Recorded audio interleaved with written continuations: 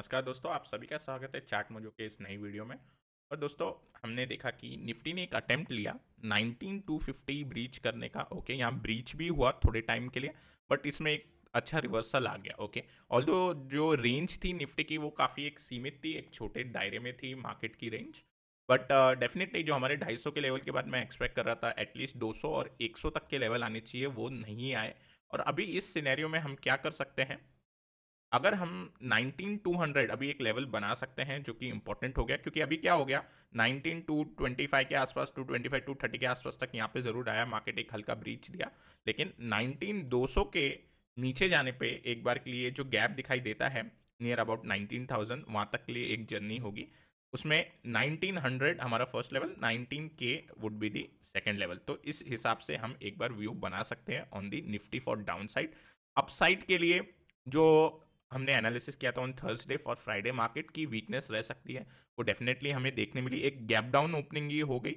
लेकिन अपसाइड के लिए I will be now only bullish अगर हम 19400 के ऊपर एक बार थोड़े टाइम रहे मार्केट के अंदर, और उसके बाद 19500 का एक लेवल निकल के आएगा। ओके, डेट सेट, उससे ऊपर हम एक्सपेक्ट नहीं करेंगे। अगर 19400 के ऊपर मार्केट जाता है तो एक 19500 तक की मूव बनेगी, जिसमें 19450 एक स्पॉट होगा जहाँ पे 50 पॉइंट अप मूव पे ही हमें थोड़ी प्रॉफिट बुकिंग ज़रूर दिखाई देगी, क्योंकि हम ट्रेंड के अगेंस्ट जाएंगे तो हमें ये सिनेरियो देखने मिलता है। ओके, तो down side up side both clear. Again मैं बोलूंगा थोड़ा कंफ्यूजन बना हुआ है, आज भी हमें एक स्पिनिंग टॉप कैंडल देखने मिली, मींस फ्राइडे के सेशन में। तो दोस्तों, जो बैंक निफ्टी का चार्ट है वो निफ्टी के सामने थोड़ा ज़्यादा स्ट्रांग लग रहा है, एक हैमर कैंडल टाइप बनती हुई दिखाई दी है। लेकिन हम लोग ये गलती कर देते हैं कि ये साइडवेज में कैंडल बनी है, सीधे एक साइडवेज के बीच में हैमर है, तो इसका सिग्निफिकेंस नहीं रहेगा। हैमर स्ट्रक्चर तो ज़रूर बना है, बायस ज़्यादा एक्टिव है सेलर के सामने, ये पता चल रहा है, लेकिन इसे हैमर की तरह प्रॉपरली ट्रीट नहीं करेंगे। ओके, हम क्या करेंगे, जो ये कैंडल है इसका जो क्लोज है, जो इससे हैमर से प्रीवियस कैंडल है जहां पे मेरा पॉइंटर है अभी, उसका जो क्लोज निकल के आता है नियर अबाउट 44500 निकल के आता है, उसके ऊपर जाने पे ही आपको कोई एक्शन लेना है। ओके, 44500 के ऊपर हमें लेवल जो खुलते हुए दिखाई देंगे वो 44800 तक के लिए एक अटेम्प्ट हो सकता है, और 45K तक के लिए एक अटेम्प्ट हो सकता है।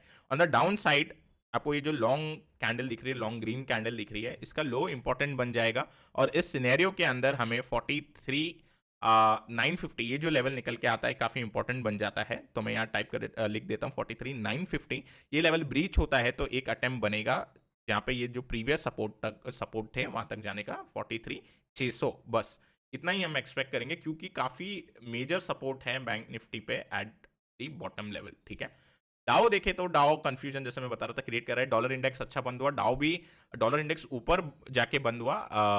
On the other hand Dow के अंदर भी एक हल्का सा पुल बैक देखने मिला है, इसे थोड़ा स्ट्रॉन्ग पुल बैक ही कहेंगे हम। तो दोस्तों, यहाँ पे भी एक पुल बैक देखने मिल रहा है, और डाउ के अंदर अभी भी कंफ्यूजन बना हुआ है। मैं एक बार डॉलर इंडेक्स बता दूं। ओके, डॉलर इंडेक्स का अगर चार्ट देखें तो यहाँ पे एक स्पिनिंग टॉप सा बनता हुआ हमें पैटर्न दिखाई दे रहा है वन कैंडल स्टिक के अंदर, जहाँ पे रेजिस्टेंस आता है 104.5 पे। ये लेवल अगर डॉलर इंडेक्स पे क्लियर हुआ तो आई थिंक थोड़ी सी सेलिंग मूव देखने मिलनी चाहिए हमें वर्ल्ड मार्केट के अंदर। Brent on the other and एक साइडवेज ही है, इससे हम ज़्यादा कोई क्लू ले नहीं रहे फिलहाल। हमारे जो काउंटर थे, ठीक है, उसमें से हीरो मोटर कॉप देखते हैं। नॉट हीरो मोटर कॉप, सबसे पहला था हमने जो डिस्कस किया था इंडसइंड बैंक। अब इसके अंदर जो ट्रिगर लेवल थे हमने देखा था कि एक अपसाइड मूव बनेगी अगर 1450 का एक लेवल है वो ब्रीच होता है, तो एक सिमेट्रिकल ट्रायंगल के हिसाब से एक मूव बन सकती है, बट वो सिग्नल नहीं देखने मिले। बेल के अंदर 138 मैंने जो लेवल बोला था वहां पे टच करके एक रिवर्सल मिला है, तो ये चैनल पैटर्न के अंदर आ गया है। हो सकता था ये 138.20 जाके नीचे आता, वो टाइम पे हमारे जो 138 के ऊपर का जो लेवल था वो ट्रिगर होता, और उसके अंदर डेफिनेटली हमें एसएल जरूर देने पड़ते, बिकॉज एक बार जो आप लेवल सेट करते हो उसके ऊपर अगर भाव निकलता है पैटर्न के हिसाब से, तो पैटर्न के हिसाब से बिहेवियर देखने मिलना चाहिए। अगर उसके अपोजिट देखने मिलता है, इसका मतलब वो पैटर्न फेल हो जाता है। हमारे सिनेरियो में 138 हमने रखा था लेवल, और वहां पे जस्ट टच करके घूम गया, उसके ऊपर ब्रीच नहीं हुआ है, तो हमारे इसके अंदर भी सिग्नल नहीं आते हुए दिखाई दिए। जो हमारा बेसिकली ऑब्जेक्टिव था, अगर कि वीकर मार्केट देखने मिलेगा तो हम ब्रेकआउट सून के साथ जाएंगे, क्योंकि वो काउंटर के अंदर अगर स्ट्रेंथ नहीं है, ओके, देयर सेल्फ स्ट्रेंथ। एक होती है मार्केट से जो बोरोड स्ट्रेंथ होती है, जो काउंटर ले लेते हैं, लेकिन अगर काउंटर की खुद की स्ट्रेंथ नहीं है तो बियो सून टाइप के काउंटर आपको फेक आउट से थोड़ा बचा लेते हैं। हीरो मोटर कॉप थोड़ा नीचे गया, इंट्राडे के हिसाब से ओके मूव थी इसके अंदर, okay I will write okay, ठीक है। हमारा जो बेसिकली ये था कि एक ब्रेकडाउन मिलना चाहिए, ब्रेकडाउन मिला, बट अगेन थोड़ा सा बाइंग प्रेशर की वजह से निफ्टी के अंदर भी ज़्यादा फॉल नहीं था, ये फिलहाल ऊपर आया है। आई थिंक आने वाले दिनों पे थोड़ा सा सेलिंग प्रेशर बढ़ना चाहिए। सन फार्मा के अंदर एक हमें ब्रेकडाउन देखने मिला और 1100 का लेवल एक इंटरमीडिएट, एक थोड़ा इंटरडे के अंदर सपोर्ट बनता हुआ दिखाई दिया है। एंड में बाय द वे ये फॉल आई है, तो डेफिनेटली मेरे को लगता है कि ये जो थ्रो बैक वाला लेवल है, ओके, यहाँ तक के लिए एक बार अटेम्प्ट जरूर होगा। ओके, अभी नेक्स्ट आने वाले सेशन के लिए क्यूमिंस इंडिया एक काउंटर है, इसके ऊपर काफ़ी एक अच्छी राइजिंग सपोर्ट लाइन बनी हुई है। सी दिस, हम देख सकते हैं यहाँ पे 1 touch point, 2 touch point, okay, 3 4 5 and finally this was the 6 touch point. अगर मैं इस लेवल को लूँ तो ये लेवल 1700 का आता है। अगर 1700 ब्रीच होगा तो एक बार के लिए ये बड़ी राइजिंग सपोर्ट लाइन जो थी क्यूमिंस के अंदर, ऑलमोस्ट हम देख सकते हैं 1 साल से ज़्यादा ये जो चली है, इसका एक ब्रेकडाउन मिलेगा। अब ये ब्रेकडाउन के अंदर अपॉर्चुनिटी ये बनती है कि एक डाउनसाइड मूव मिलनी चाहिए, intraday as well as positional, both opportunity are open here, यहाँ पे दोनों अपॉर्चुनिटी मिलनी चाहिए। और एक बार ब्रेकडाउन होगा तो पोजिशनली आई थिंक जो इसके प्रीवियस एक बार जो सपोर्ट निकल के आए थे स्विंग पे, ये वाले नियर अबाउट 1550, वहाँ तक के लिए एक डाउन मूव देखनी चाहिए अगर पोजिशनल ब्रेकडाउन हो जाता है और फॉलोअप सेलिंग भी दिखाई देती है। On the other and intraday के लिए आप इस टाइप के काउंटर के अंदर 60 टू 80 रुपीज़ के आसपास की मूव ज़रूर देख सकते हैं जब भी ब्रेकडाउन होता है, क्योंकि काफ़ी बड़ी ये ट्रेंड लाइन बन चुकी है। ट्रेंड अब हमारा जो नेक्स्ट काउंटर निकल के आता है, आप बोलोगे सर ये तो काफ़ी स्ट्रॉन्ग काउंटर है, तो ये हमारे रेडार में कैसे आया, तो इस पर कैसे प्ले होता है। Now this is not something for positional, आप देख सकते हो ट्रेंड काफ़ी स्ट्रॉन्ग है, वन वे ट्रेंड बना हुआ है इसके अंदर, ठीक है। तो ट्रेंड के अंदर पोजिशनल के हिसाब से व्यू नहीं लेंगे क्योंकि ट्रेंड स्ट्रॉन्ग है। अभी इसमें क्या दिखता है, इसके अंदर एक इवनिंग स्टार पैटर्न दिखाई देता है। See this first candle, second candle और थर्ड कैंडल, एग्जैक्ट नेम बोलेंगे तो हम इसे बोलेंगे इवनिंग डोजी स्टार, ठीक है।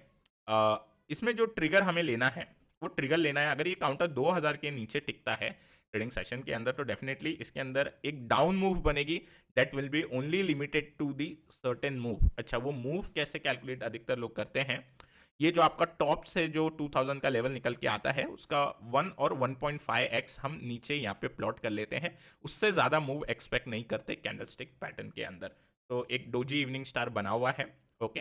फर्स्ट कैंडल अच्छी कैंडल थी, green candle, second candle doji candle बन गई, ओके। थर्ड कैंडल आपकी मारूबुजू कैंडल बन गई, ओके, विद गैप डाउन।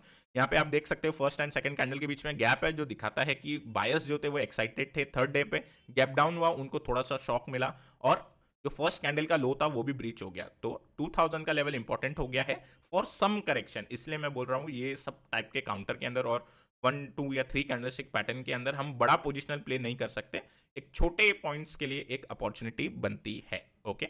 इस काउंटर के ऊपर हमने यहाँ पे बाय द वे एक व्यू बनाए थे, सिमेट्रिकल ट्रायंगल से ब्रेकआउट होने के बाद इस लेवल पे जरूर एक अपसाइड देखने मिल सकती है। हमारा जो व्यू था नियर अबाउट इस लेवल तक ही आ रहा था जहाँ पे मैंने मार्किंग की है, बट उसके बाद भी एक्सटेंड हो गया बिकॉज द जो बाइंग है वो काफ़ी ज़्यादा स्ट्रॉन्ग है। और टेक्निकल के अंदर दोस्तों इतना ही हमें पता चलेगा कि पैटर्न के हिसाब से टारगेट यहाँ तक पहुँच रहा है, उसके बाद की बाइंग जो होती है वो उसकी इनहेरेंट स्ट्रेंथ होती है या इवेंट जो डेवलप होते हैं उस हिसाब से बनता है, ओके। तो ये चीज़ ध्यान रखना, हम इस पे कैंडल पे देख रहे हैं, इसके लिए ज़्यादा बड़ा डाउनसाइड नहीं है।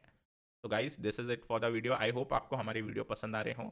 नए हैं तो ज़रूर सब्सक्राइब करें और आपको अगर वीडियो पसंद आ रहा है तो ज़रूर लाइक करें। टिल देन टेक केयर, अब हम मिलते हैं अपने नेक्स्ट वीडियो में।